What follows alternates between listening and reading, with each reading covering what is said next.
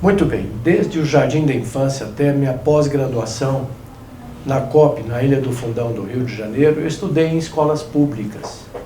Eu me senti agora no dever de cidadão de poder devolver para a comunidade técnica o que eu aprendi, o que eu vi na minha experiência, pois nesses 44 anos de magistério na Universidade de Brasília e outros 10 na Faculdade de Engenharia e Esplan, e mais perto de 11 mil contratos e obras das quais eu fui responsável da técnica, achei por bem devolver um pouco dessa experiência, esse conhecimento para todos aqueles que pudessem me ouvir. De uma forma surpreendente, eu verifiquei que o número de acessos e interesses e perguntas e e-mails foi muito maior do que eu realmente esperava. Por isso, vamos reiniciar toda a contagem de acessos agora, porque eu quero então já começar a explicar algumas coisas que me perguntaram e responder alguns quesitos. Muito bem, a primeira grande pergunta é se existe alguma apostila do que eu estou mostrando lá. Na realidade, não existe mais apostila do que eu tenho falado lá sobre sapatas, estacas, tubulões, patologia, etc. Porque essas apostilhas, alguns anos atrás, já foram sendo transformadas em livros. O mais importante deles, o meu mais completo, é esse livro de Engenharia de Fundações, que não está na sua forma final ainda, porque são 800 páginas. Então, de tempos em tempos, a gente faz uma tiragem, eu peço ao editor para fazer uma tiragem pequena, para atender aqueles pedidos emergenciais. Ele trata, de uma certa forma, de tudo sobre fundações, com ênfase naquilo que os grandes escritórios de engenharia fazem, que é a aplicação de método semi-empírico estatístico, mas de uma forma moderna. Também o seu capítulo 17, que é muito interessante, tem toda a parte de patologia, recálculos admissíveis, fatores de risco e outras novidades que resultado das minhas pesquisas. Em segundo lugar, também publicado pela COP, na época, um livro sobre sondagens. O primeiro livro de fundações, ele está de uma certa forma esgotado. De tempos em tempos, como eu disse, faço uma pequena tiragem. O custo dele, essas 800 páginas, são R$180. Existe, parece que uma taxa de SEDEX na faixa de R$20. Se alguém, ainda assim, se interessar e fazer parte da nossa lista de pedidos, por gentileza, basta mandar um e-mail para infrasoloengenharia@gmail.com. Ao final eu repito novamente. O segundo livro é Sondagens, que foi na realidade o primeiro livro de sondagem publicado no Brasil, que foi publicado a primeira versão em 1972 na COP. Ele tem praticamente tudo sobre sondagem, todos os tipos de sondagens, os cuidados, prós e contras, e o mais importante, correlações com parâmetros geotécnicos. Esse livro também é esgotado, mas se pode ter uma tiragem provisória de uns 200 livros de cada vez, e custa R$140, mais aquela taxinha de R$24 para embalagem e remessa. Se alguém se interessar por esse livro, não está disponível ainda, mas poderá entrar na lista da próxima tiragem. Basta mandar um e-mail para infrasoloengenharia@gmail.com. E finalmente que ainda está no prelo, que também foi muito solicitado, é esse de danos causados por recalque. Aqui nós discutimos todo tipo de recalque sobre a ótica do solo e da estrutura e quais são os limites em particular. E eu insisto em chamar a atenção aqui, como tenho chamado nas palestras que falo ou que faço, é que o recalque mais letal não é o diferencial como todo imagina. O recalque diferencial realmente é muito ruim, mas o distorcional é aquele recalque letal que vai fazer sua obra rachar ou eventualmente desabar. Então, através da análise de perto de 700 obras que eu creio que já analisei até hoje, eu construí uma relação chamada fator de risco, que pode dar uma certa noção de qual é o risco que aquela obra tem em entrar em colapso. Esse ainda está no prelo, não está em condições de ser publicado, nem tiragem experimental ainda. Mas, se alguém precisar de alguma coisa de forma mais assim, urgente, premente, manda um e-mail para mim, quando eu tiver um tempo, eu mando a resposta ou mando tabelas daquilo que se precisa. Se bem que a parte central está nesse livro aqui. Então, agradecendo a Infrasolo e a Fundex de Brasília, nós passamos agora a essas aulas do YouTube, que vamos começar a recontagem depois dessas explicações. Só espero poder ter sido útil. Sapatas não é muito utilizada na região de solos brasileiros potencialmente colapsível, ou seja, é aquele solo que, se chover, ele perde muita coesão, vai trincar toda a sua cara. Já houve aqui no passado, na nossa região, uma empresa muito grande que faliu, não por isso, que perdeu 1000 casas. Todas racharam tanto que foi melhor demolir as casas. Elas eram feitas em cima de um radier, como estão sendo feitas hoje, Minha Casa Minha Vida, e em cima de um aterro. Só que com 2 chuvas ele colapsou totalmente. E naquela época essa empresa tinha um corpo técnico muito bom, colocou até uma lona tipo Sansui, essa lona mais grossa, entre a laje do radier de 7 centímetros e o aterro. Assim mesmo a água, por sucção, colapsou todo o terreno. Quais são os terrenos potencialmente colapsíveis? Terreno seco, região seca, normalmente da cor vermelha e amarela. Os solos do Brasil cor-de-rosa são perigosos e porosos. É um solo leve, às vezes um torrão que tem coesão boa, resistente, mas molhou, ele desaparece. Então, tome cuidado. Mas afora disso, se você tiver um terreno bom, raso, pode fazer sapagem.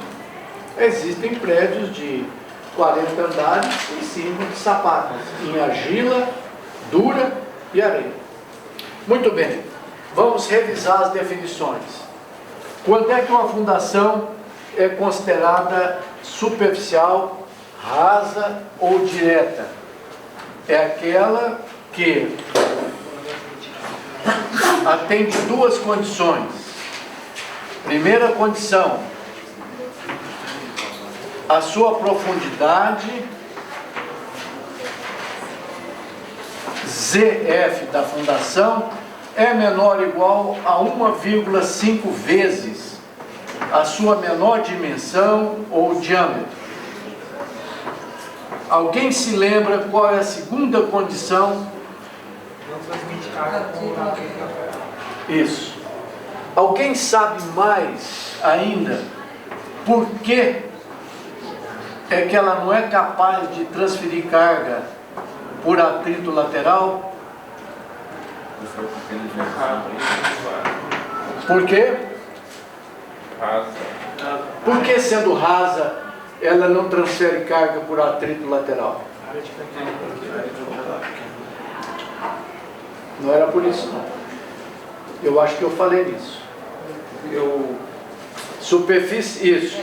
Porque a superfície de ruptura não passa pelo fuste. Ela cria um cone quando vai romper e vem para cá, e normalmente o prédio ou a ponte tomba para um lado e ela levanta um solo do lado de cá.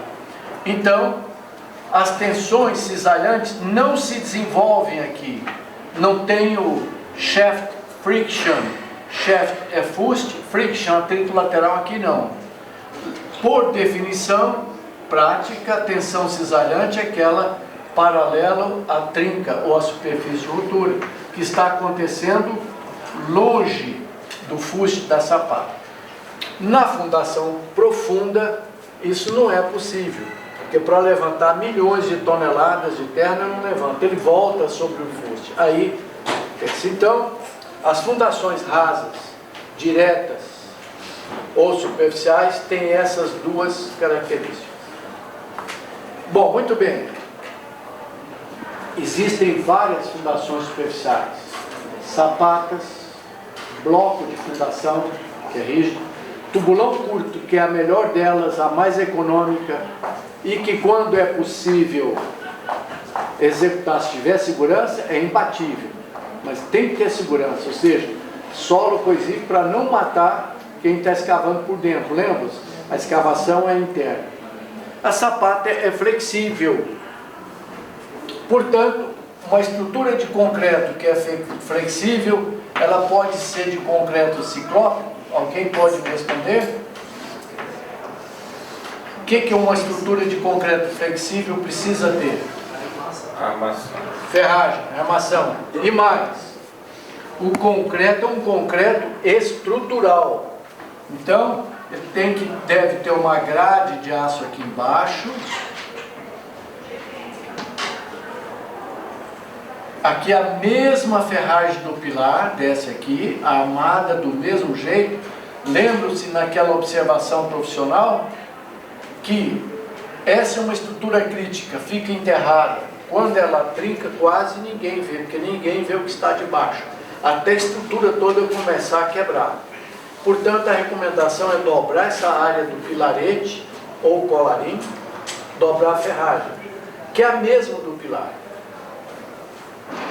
E como isso aqui é 1 metro, 1,5 metros, pode usar ponta de ferro que você vai economizar bastante depois do problema se acontecer.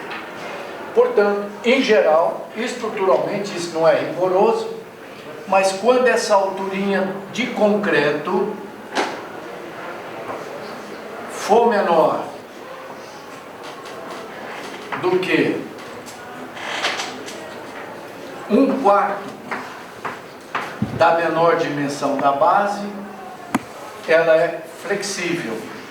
Então, as sapatas, além de atender a condição de fundação superficial, que são as duas condições, ela é flexível. Muito bem, alguém até aqui gostaria de fazer alguma pergunta? Muito bem, existem sapatas corridas que você faz em casinhas, debaixo da parede. Existem sapatas retangulares, a melhor é quadrada, a mais fácil de executar. Existem circulares, octogonais, etc. Eu vou mostrar já já. Então vamos ver como é que se executa a sapata. E aí vamos também notar a grande vantagem do tubulão curto sobre a sapata. O primeiro passo, você loca o terreno. Lembra daquela recomendação? Você loca com a barra de aço. O piquete você pode tirar do lugar e, segundo a experiência nossa, em 68% das obras tem erro de locação. Cuidado com isso.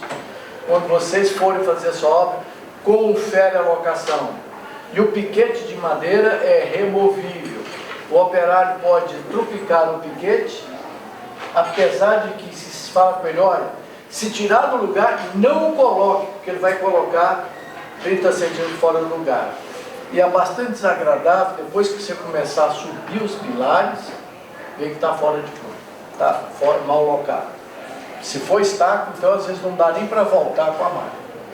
Então, locou a obra, eu prefiro e sugiro uma barra de aço, só com a pontinha de fora. Começa-se então a escavação das caixas da sapata. Ou seja, no projeto tem, igual o projeto do Bulões, profundidade, primeiro item. Segundo item, tipo de solo que vai encontrar aqui quando escavar a sapata. Terceiro item, aonde está o lençol freático. E o quarto não me lembro. Mas são esses dados fundamentais. Além da dimensão. Não é? Eu vou mostrar já esse detalhe. Então, o primeiro passo é escavar a caixa da sapata. Isso, às vezes, não fica muito barato, não. Você tem que tirar o solo e colocar o solo na obra. Vira um amontoado de terra aqui. Se chover, essa água vem aqui para dentro. Então, é um certo desconforto aqui. Você não pode fazer igual no tubulão curto, que é aquela fundação superficial que não se escava. O homem desce aqui dentro, escava aqui dentro. Então o que é que se faz para não ter esse desconforto da obra? Calcula o volume e corta o terreno ou o subsolo 40 centímetros mais fundo. Então toda a terra sai, você já vai compactando, bem compactado. Em regiões de solos colapsíveis tem que compactar muito, porque senão o seu contrapiso, o piso vai rachar. Compacte o terreno. Se for com pá carregadeira, cuidado que o pessoal descarrega o caminhão e passa a pá em cima de uma camada de 1 metro. Ele vai criar uma casca dura e o resto fica fofo. Quer não ter problema de piso, de caixa, etc., compacte em camada de 30 centímetros. Pode ser até com a pá mecânica. Mas supervisiona, tenha certeza que a marca do pneu ficou justaposta. Aqui da nossa região, diferente de muitas regiões do país, dá muito problema de piso. Olha, quando eu falo em problema de piso, chega a bater mais de 1 metro. Eu já entrei debaixo de uma laje e do piso. Isso aconteceu no prédio do ENFRA, do Ministério. Chegou a bater 1,20 metro. Então todas as lajes fretilhas começaram a trincar. O pessoal ficou apavorado, pensando que ia desabar o prédio. Foi falta de compactação do aterro de fazer a obra. Né? Quando é cinta, o baldrame é um pouco mais desagradável. Por quê? O solo sai de baixo daqui 3 anos, daqui 3 chuvas. Começa a trincar as paredes. Porque toda a viga que você faz, primeiro, segundo, terceiro, 10º andar, você deixa o aperto. Olha, quanto mais tempo você deixar o aperto livre, menos problemas você vai ter na obra. E a coisa mais desagradável, eu faço consultoria todo dia, e de grandes construtores. Inclusive nós estamos planejando, junto com o Sinduscom, um curso, mini curso, em nível de pós-graduação, 12 horas, só sobre problemas. Você não sai da obra nunca. Todo dia o seu cliente está reclamando. Azulejo fofo, trincou não sei o que lá, piso, vazou isso. Permeabilização é um problema sério. Então, deixa o aperto o mais tempo que você puder, para deixar a parede contrair, dilatar e as vigas fletirem. Todas elas fletem, menos o baldrame, porque tem solo embaixo. Quando acontecem as chuvas, esse aterro, se não foi bem compactado, ele vai abater, e o baldrame, com todo o direito que ele tem, pela primeira vez ele vai fletir. E vai começar a trincar, e às vezes dão trincas maravilhosas, parabólicas, né? Elas ficam assim, didaticamente perfeitas, é uma parábola, ou seja, é o espelho invertido da flecha de um avião. Chega a emendar a trinca. Lembra-se daquela regra da bissetriz? Então dá uma trinca aqui, dá outra trinca aqui. Aqui são os apoios. Principalmente no caso de vigas sobre vigas, sem fundação. Pela regra da mediatriz, está fretindo aqui, olha. Pela mediatriz, está fretindo aqui de novo. Chega a ponto de fechar a parada. Quando a alvenaria tem uma massa forte, ela trinca em cima. Quando a alvenaria tem massa fraca embaixo, ela trinca embaixo e fica um vão entre o piso e a parede. Muito bem, então você escava a caixa, apiloa isso com toda sobra de material que você tiver. Isso chama agulhamento. Muito bem, esse agulhamento cria uma camadinha de solo duro, não mais do que 20, 30 centímetros. E ele vai evitar um recalque. Qual deles, alguém se lembra? Nós temos imediato, por adensamento, por colapso e secundário. Fazendo isso eu vou evitar qual? Imediato. Qual dos imediatos? Qual é o fenômeno aí? Compressão de sujeira. Então, o capricho de obra é muito importante. Essa compressão de sujeira chega a 50 centímetros. Né? Eu já tive 2 casos que, por sorte, a caixa de elevadores de escada afundou 60 centímetros, ela quebrou todas as vigas. Só não caiu o prédio nem tombou porque era central, os 2. Um aqui, outro no Recife. Muito bem, com isso você evita um recalque imediato. Aí nós descemos, verificamos se está bom, estiletamos o fundo da cava, coloca-se aqui uma camadinha de concreto magro de 5 centímetros. Então, depois de agulhado, bem compactado o terreno, coloca-se aqui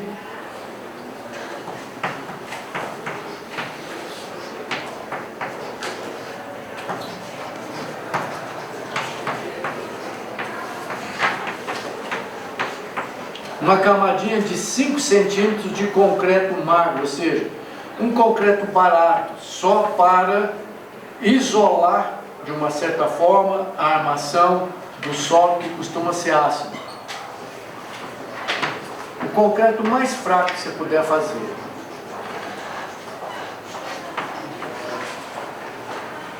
E qual é realmente o recobrimento de toda a peça enterrada no solo? Alguém se lembra? Sim. Então, coloca-se espaçadores aqui. Aí vem a ferragem.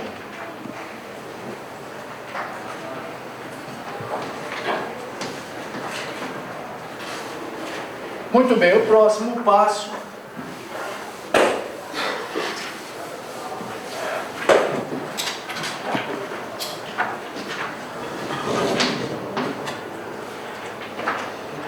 é da concretagem.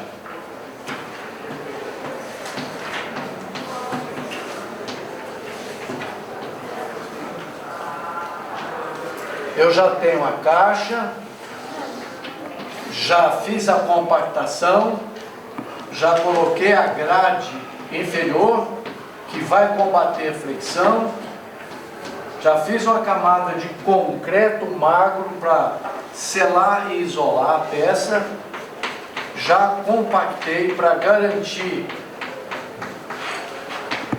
que não vai ter recalque imediato.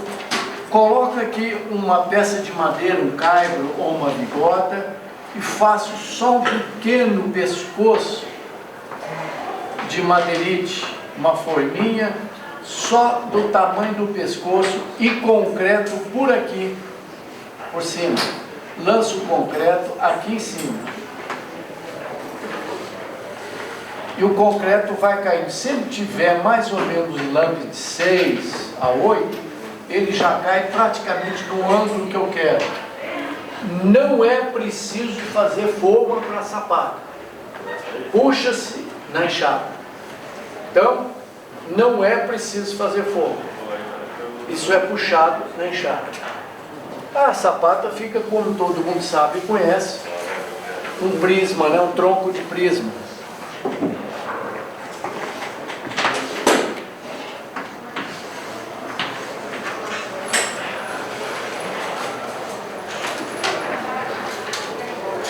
Uma coisa mais ou menos assim. Muito bem. A próxima etapa, que é uma etapa muito importante, é a recompactação.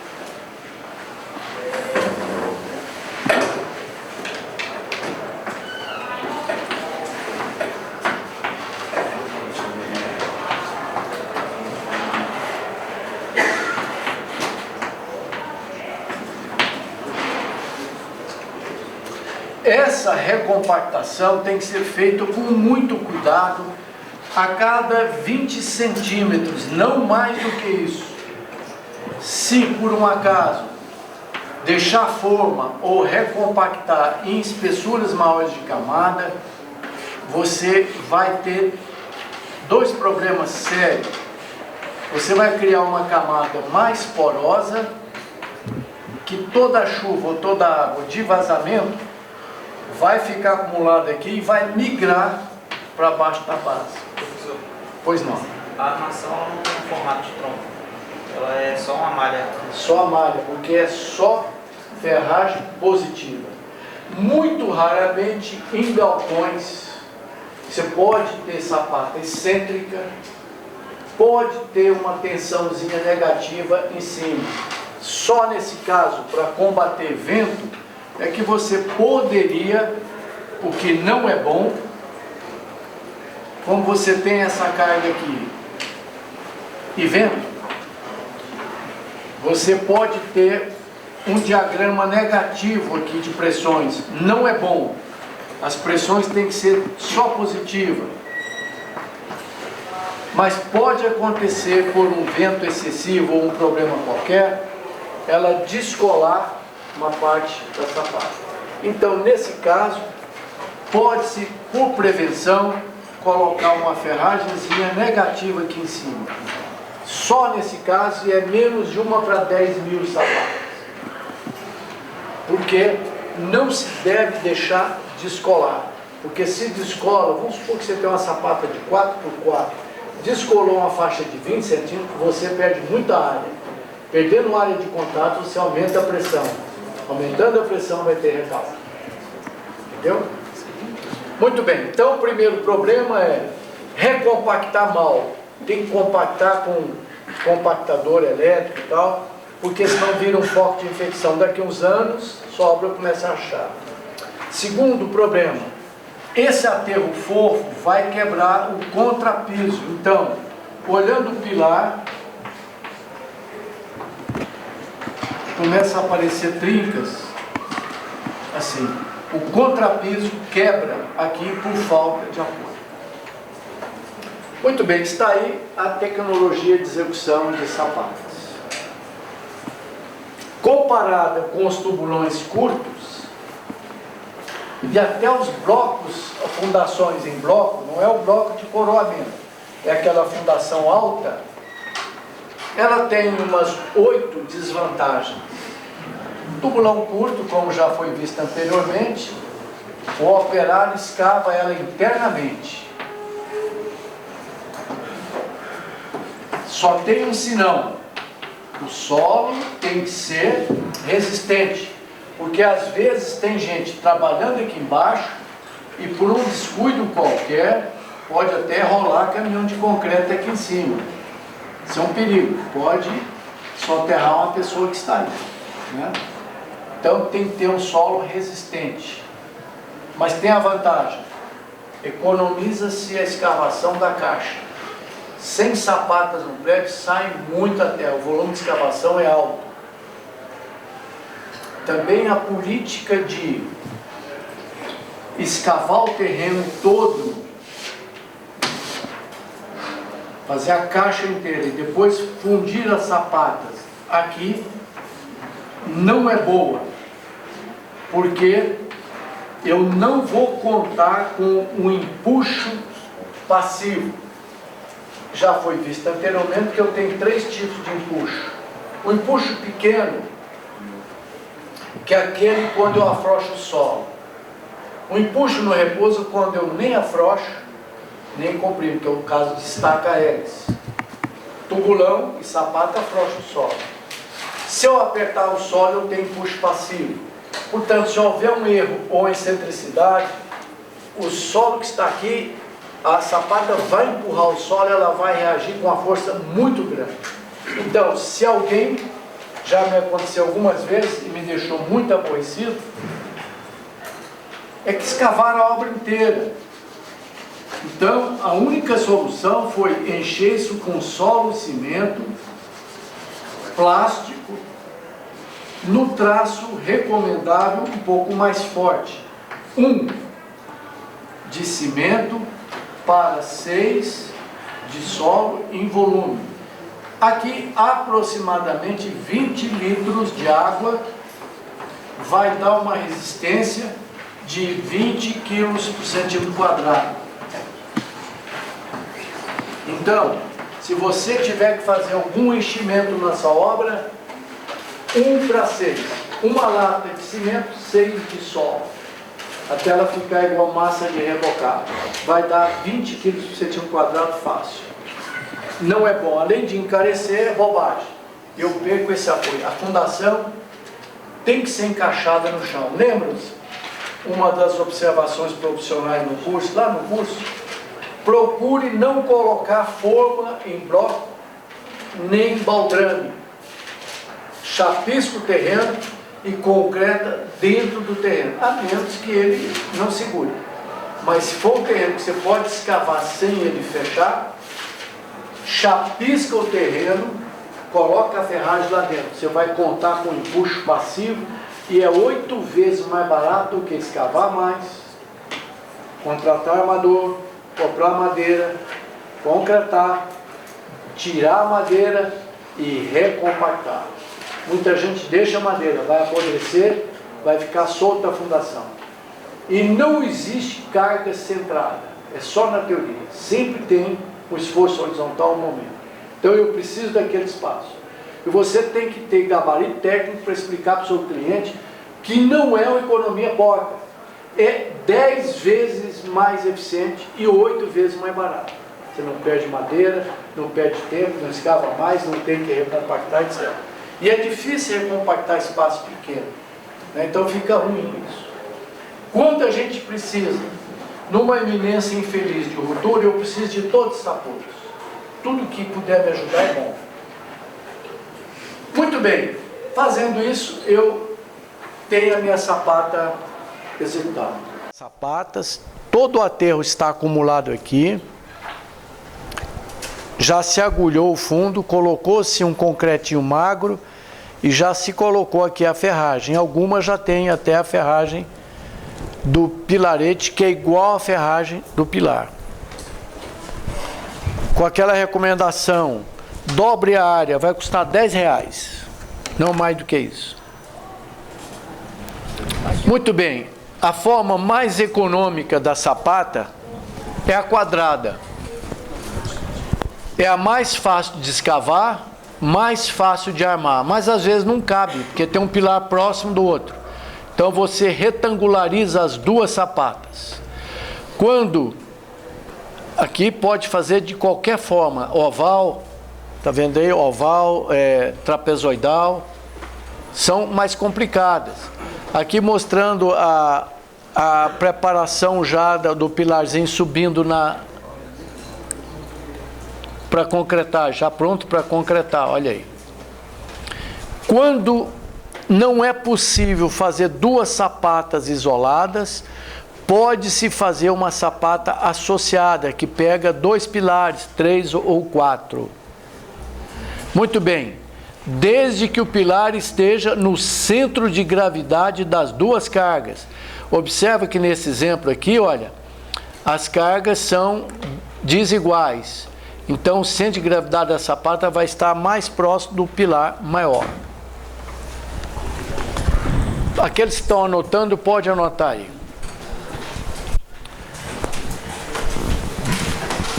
Na prática,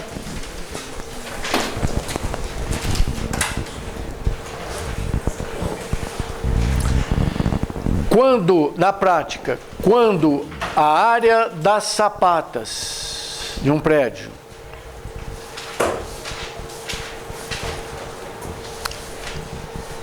ocupar mais de 50% da área total da obra,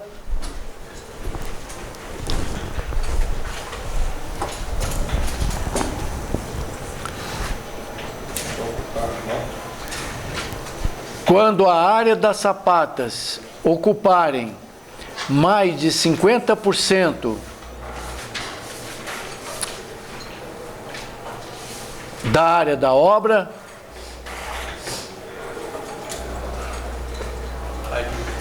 recomenda-se, ou fica mais econômico, executar-se radier.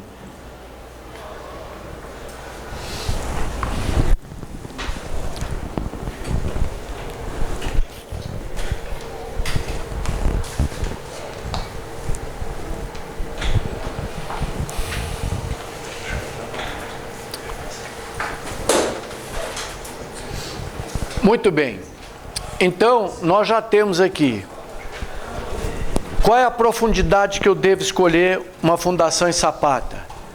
É aquela que o SPT mais do que 20, mais do que 30, melhor mais do que 40. Você pode fazer sapata debaixo d'água? Pode, tem que bombear. Se a parede da contenção não tiver sustentação, você tem que fazer uma forma de madeira. E olha, 1 metro de terra que desaba dá um problemão se ela soterrar alguém. Porque você não pode usar pá mecânica, nem pá, nem picareta para tirar a terra. Tem que ser na mão. Então pode haver uma certa demora. E segundo a minha experiência, nessas argilas e solos brasileiros, a pessoa sobrevive até 1 hora enterrada. Ele pode engolir terra na ânsia de respirar, ele engole terra. Então, se por acaso, escavando, encontra o dedão do pé de um camarada, acaba de escavar rápido, levanta e puxa a língua dele. Enfia o dedo e tira o barro. E dá um banho, e eventualmente o cara volta a funcionar tranquilamente. Se der a sorte de ter uma lata, uma tábua, uma ferramenta perto, ele sobrevive mais tempo. Nós tivemos um caso no Banco Central, que eu era consultor técnico, deram uma exagerada. Normalmente, cuidado, não é a minha matéria, mas isso é importante. Pode anotar aí. Observação profissional número 6. Lembra aquelas primeiras folhas do caderno?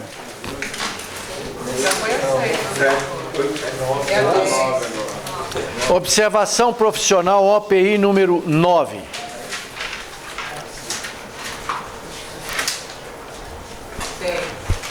Dez.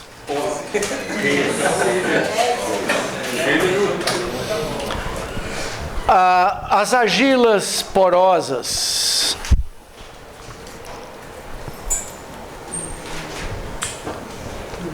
com uma certa coesão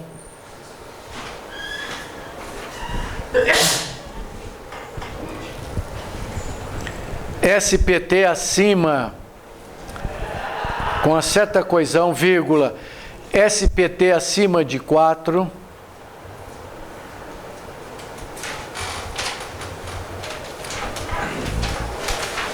sustentam na época de seca,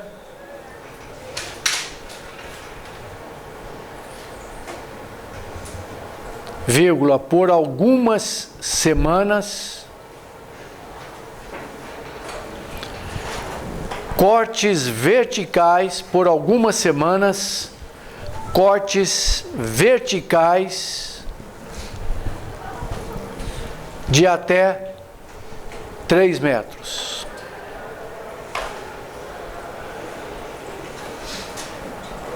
Ponto. Cuidado, letra maiúscula e sublime. Cuidado com trincas na superfície horizontal.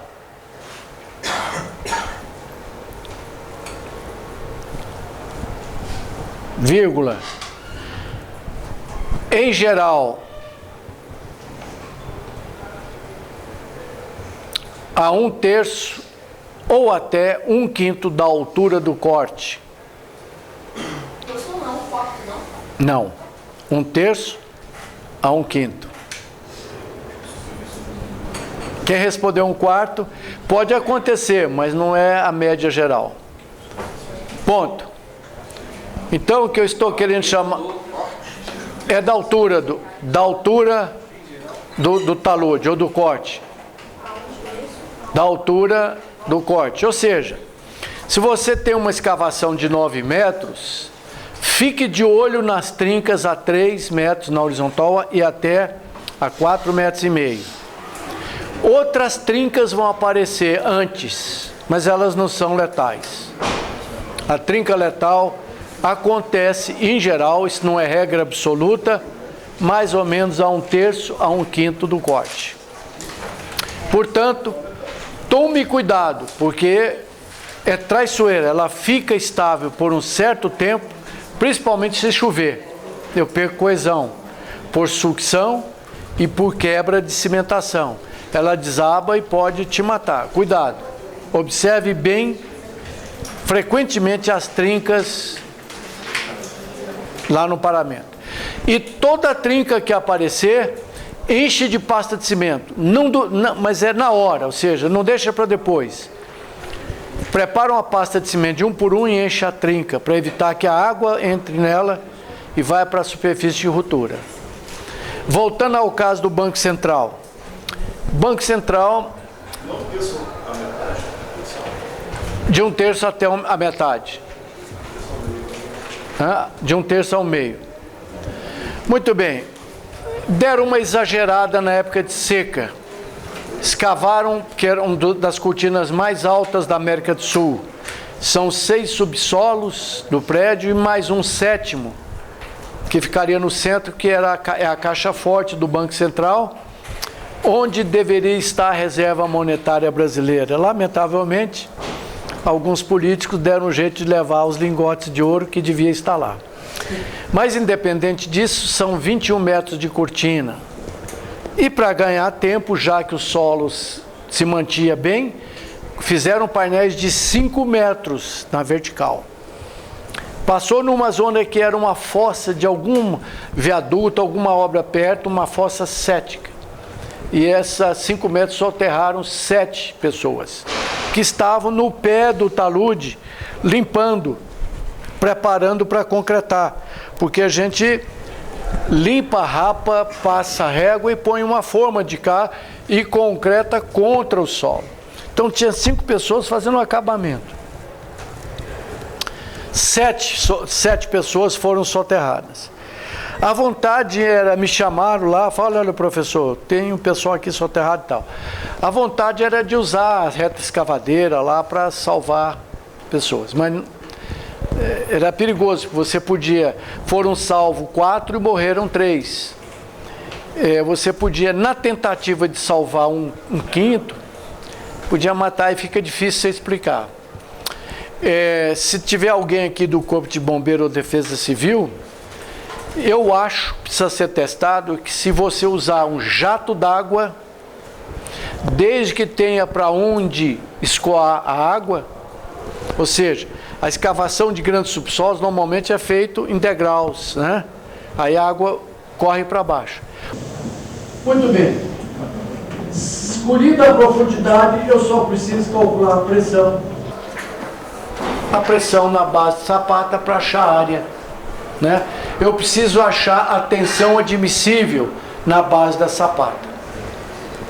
É aquela mesma tensão admissível de tubulões. O que é uma tensão admissível?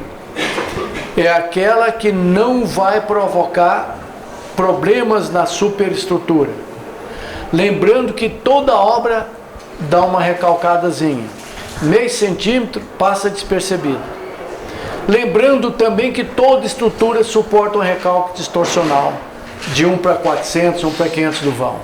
Então, vamos aprender agora a calcular finalmente a sapata. A parte de ferragem é uma brincadeira. 2 tabelinhas, qualquer livro de concreto tem. O grande problema está em saber qual é a pressão admissível que eu posso pôr no solo na base da sapata. Tendo a pressão admissível, dividido pela carga, tem a área. E quando é possível, sapata quadrada. Agora eu vou trabalhar, onde é que está o interruptor de luz, vamos acender as luzes. Então, você tem um talude com altura HX, né? Sei lá. Vamos supor 3 subsolos, que é muito comum, 9 a 10 metros. Vai aparecer uma primeira trinca inofensiva. Vai aparecer possivelmente uma segunda trinca, porque as argilas não suportam tração. Aí vai aparecer uma trinca que é letal, ela vai, ou seja, ela é uma continuação da cunha de ruptura, que vai soterrar esse pessoal. Então, viu uma trinca, encha com mátia, com pasta de cimento. Tracinho 1 por 1, pega uma latinha de 18 litros e enche pela metade de cimento, metade de água bem fluida e fecha. porque se essa for uma delas, ela não vai permitir que a água venha aqui e elimine a coesão através da sucção e da perda de cimentação. Segundo minhas experiências, eu examinei 29 casos de desabamento. Essa distância D varia de 1/3 a 1/2 de H. Ou seja, apareceu essa trinca chamada de letal, melhor você tirar o pessoal da obra. Recomendação: impermeabiliza chapiscando com tela, põe calhazinha aqui, põe calha lá, para não deixar saturar o seu talude. Saturando você perde coesão e aumenta o peso. Repetindo, o que faz isso cair é o peso de terra. Saturou, sai de 1,5, 1,6 toneladas por metro cúbico para 1,8. Duplamente negativo, aliás, triplamente ruim. Deixou molhar, aumenta o peso, vai puxar ele para baixo. Deixou molhar, perde dois elementos fundamentais da coesão, que é a sucção, lembra daquela experiência do vidro? É forte a sucção. Choveu, ela vai embora. Não conte com ela. E a terceira é o cimento, que molhado ele pode dissolver o ligante, que é óxido de ferro ou de alumínio, ele perde coesão. Terceira, um solo mole ele esborracha mais, o coeficiente de empuxo dele é maior. Então esse solo seco quase que não gera um empuxo grande, molhou ele esborracha, derruba a cortina, etc. Todo ano no Brasil cai em média de umas 20 ou 22, da última vez que eu analisei, cortinas desabam. Em média 30 pessoas ficam soterradas em valetas de rede de esgoto e tal, e corte de subsolo. Por bobagem. Sem falar nos escorregamentos de encosta que mata milhares de pessoas, também por bobagem. Tá? Dá para saber quando ela vai cair. Tá?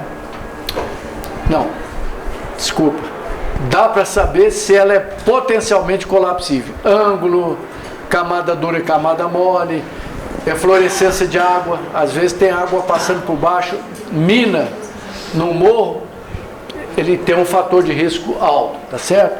Escavações, inclinação acima de 25 graus, ocorrência no passado, já houve escorregamento, pico de chuva.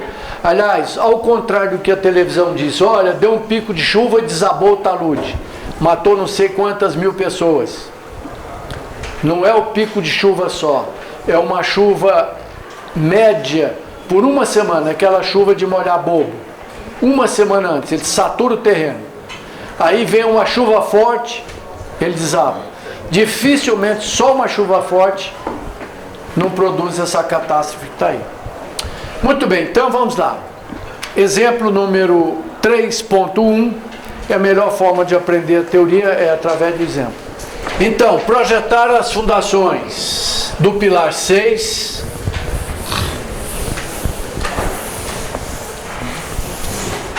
A serem implantadas sobre o terreno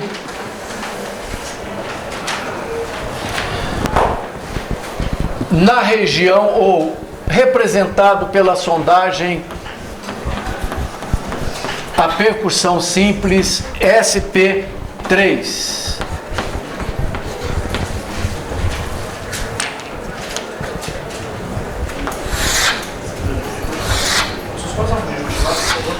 Vou usar. Esse não precisa aparecer muito.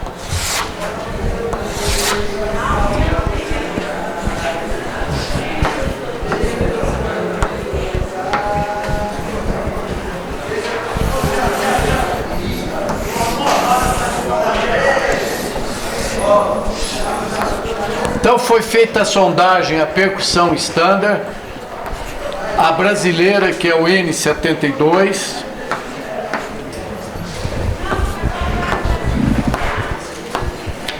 zero, 10, 20, 30.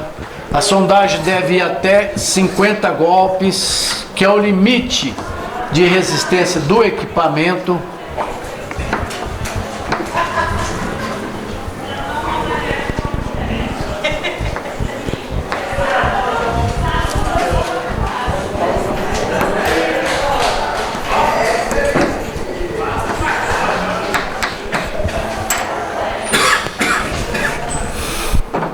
Lembram-se que de 0 a 1 não existe sondagem.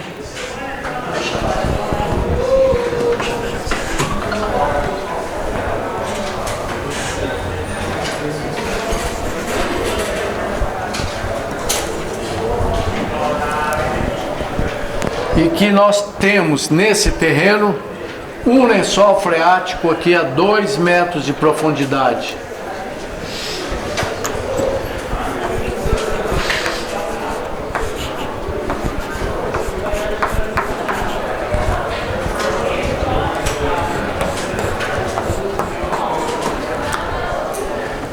E aqui nós temos uma argila muito pouco arenosa, marrom, muito úmida. Idem. Vamos modificar um pouco. Uma areia pouco argilosa, marrom, muito úmida. Idem submersa.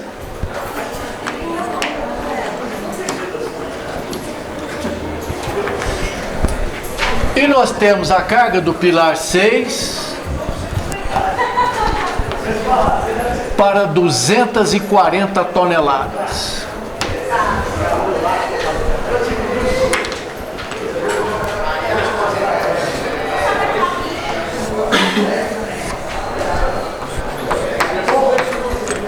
Aqui para baixo repete também.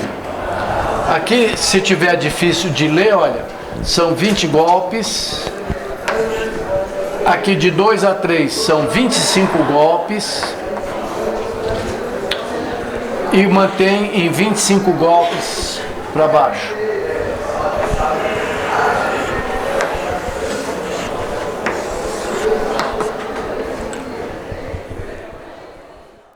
Primeiro passo: escolha do tipo de fundações.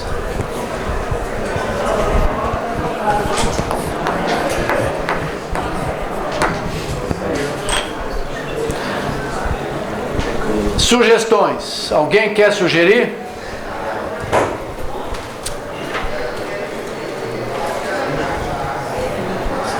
Superficial. Fundação superficial, sapatas ou tubulão curto. Qualquer uma das duas serviria. Estacas, não. Por quê? A carga não é exageradamente grande, apesar de que ter água.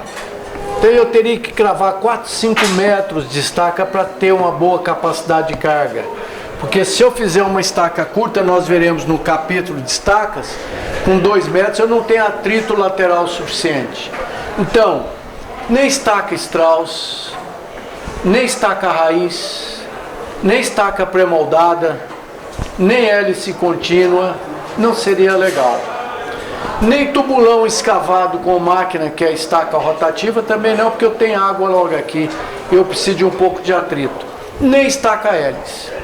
Então, nesse caso, a melhor solução é uma fundação superficial, ou sapata, ou estacas, tubulões curtos. Apesar de que eu tenho água aqui. E a melhor profundidade seria então, antes da água um pouquinho, 1,5 metro. Então, vou escolher 1,5 metro, eu tenho um terreno de 20 golpes. Possivelmente esse terreno de 25 golpes vai colaborar com isso daí. Então, a escolha recai, pode anotar, sobre sapatas. Por quê? A profundidade para todos os tipos de estacas não seria suficiente para ter um atrito lateral razoável. Vou abrir aqui para o pessoal passar por aqui. Tá? Tubulões não seria possível, mas a melhor ainda economicamente, dada a coesão possivelmente do solo superficial, seria tubulão curto. Mas vamos fazer em sapata, que é a mais tradicional.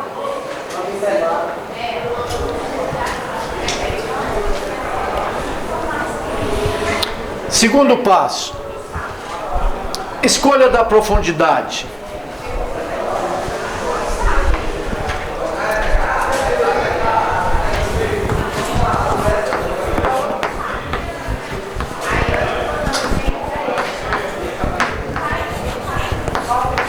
Em sapatas e tubulões, nós escolhemos a profundidade. Em estaca, que será o próximo capítulo, a gente calcula qual é a profundidade que ela tem que ter para pegar uma carga não de 240, que é muito para uma estaca só, normalmente 50 a 60 toneladas.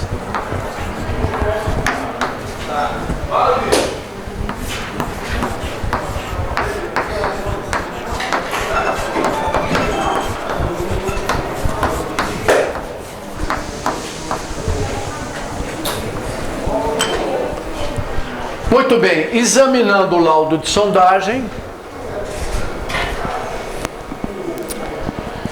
não haveria tanto ganho de se implantar a sapata a 2 metros para se ter um terreno com 25 golpes, em face do possível amolecimento do fundo da cava por causa da água. Segundo, o aumento do volume de escavação. Eu teria meio metro a mais do que a profundidade ideal de 1,5 metro. Portanto, 1 metro fica muito rasa e 1,5 metro é uma boa profundidade.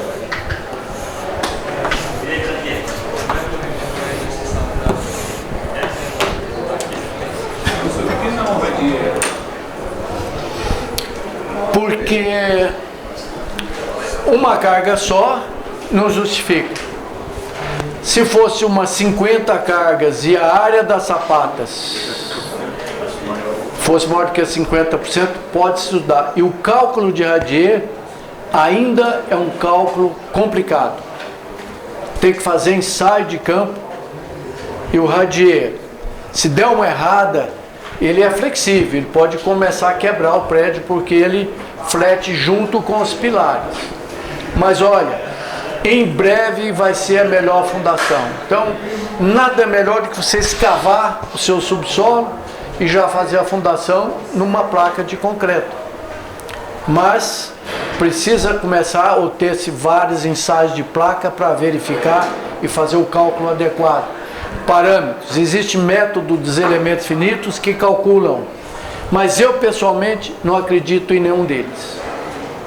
Tá, eu já pesquisei muito isso. Fiz modelos de Radier para tanques de petróleo, em escala, instrumentado. Os parâmetros de entrada nesse programa são complexos e nunca muito precisos. Então é possível sim Radier, mas tome cuidado.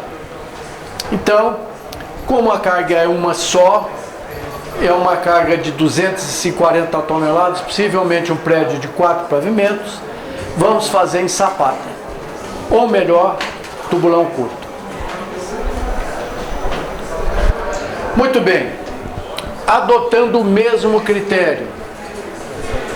Existe o critério teórico, equação de Terzaghi, de Vésic, etc. São complexas, depende de ensaios caros e não são tão confiáveis. Por isso nós vamos usar os métodos tradicionais usados pelos melhores escritórios do Brasil, né? Fazendo 2 médias de todos os métodos consagrados. A primeira média, se for possível, multiplicado por um fator de confiabilidade. Qual é? Prova de carga. Está aí um excelente projeto final de curso ou de mestrado ou de doutoramento. Analisar as provas de cargas existentes e afinar o método. Não tendo essas provas de carga, a primeira média é aritmética. Fecha a porta. Muito bem. Então, o próximo passo é calcular a tensão admissível do solo.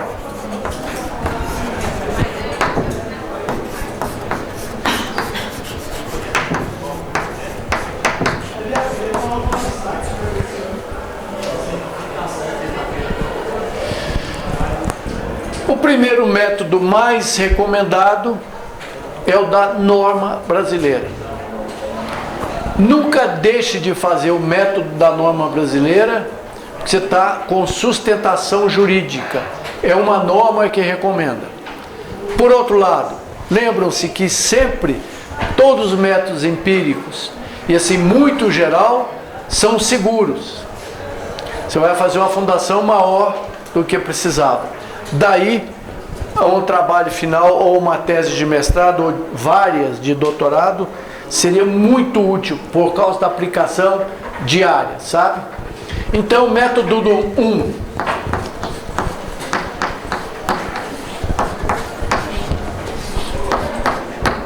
Norma brasileira. Vocês estão com a tabela na mão aí, por gentileza? Abram ela. Pode observar que eu estou melhorando essa tabela. Para facilitar a utilização pelos engenheiros da nossa empresa, eu abri a tabela um pouquinho.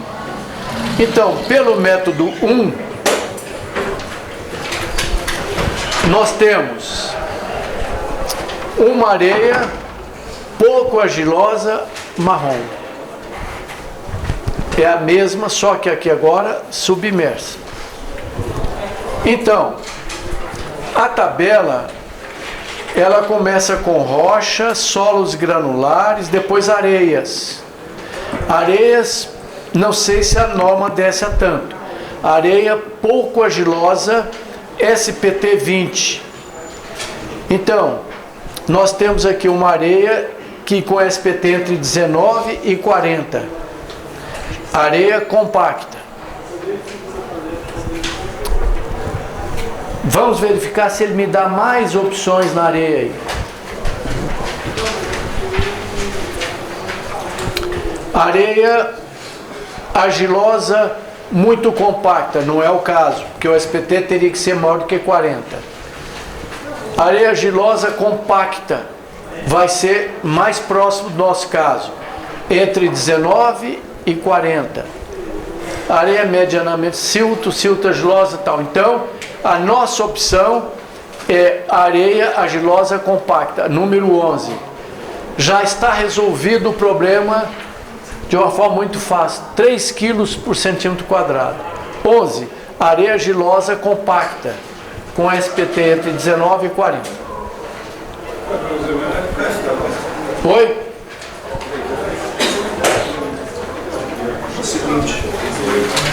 Tem a da norma brasileira da forma que ela nasceu e uma forma que eu adaptei para facilitar os projetos da empresa. Tá certo? Uma observação. Se eu tivesse aqui, olha, um SPT, por exemplo, 25 ou 26, eu posso fazer uma interpolação.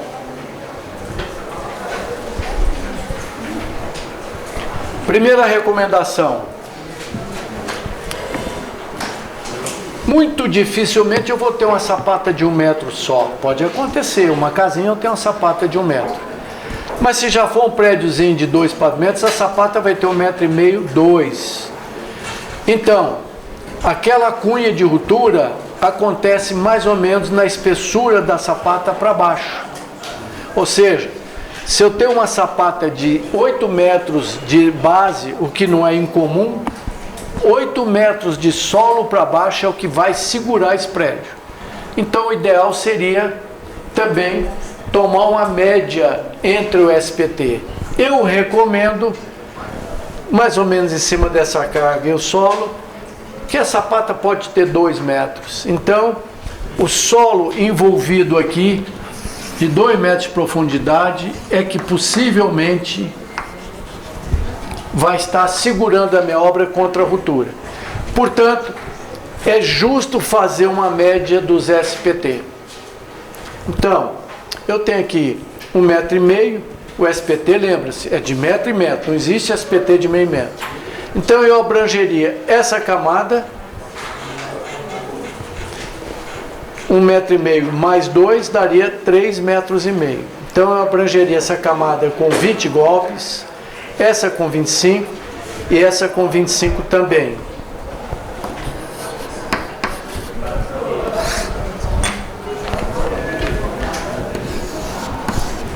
Então, um SPT mais justo seria 20 golpes mais 25 mais 25.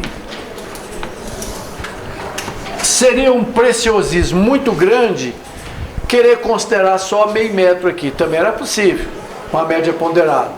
Mas eu não faço isso porque o SPT não tem tanta precisão.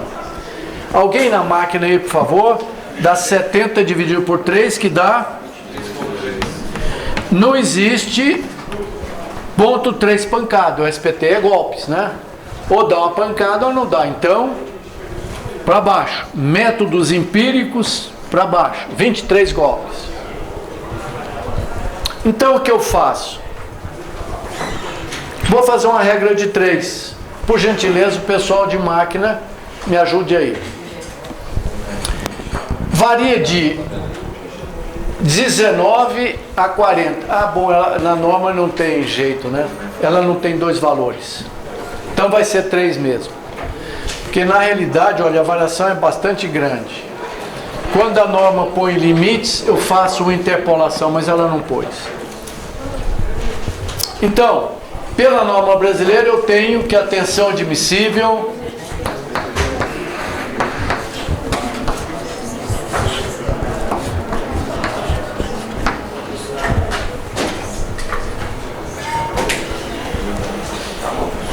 existe a recomendação da norma alemã, se quiser utilizar, ela é internacional.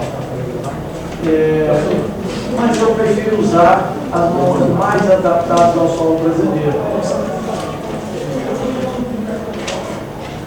Aqui tem uma sugestão minha que eu analisei várias provas de carga e fiz outras tantas provas de carga em sapato.